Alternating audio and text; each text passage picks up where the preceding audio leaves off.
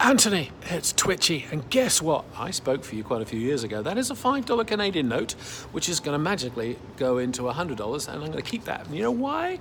I'm going to introduce you to a laugh while you learn speaker. His name is Rob Hawke, and he's brilliant. Thank you, Stewie.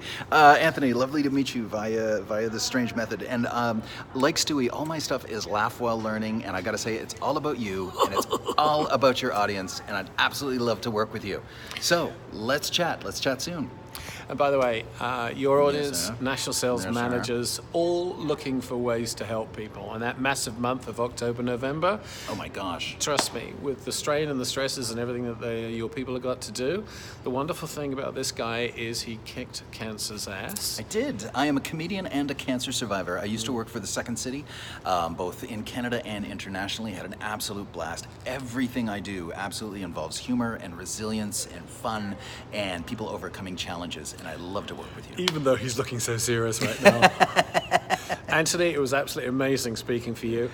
All the best. Cheers, mate. Take care.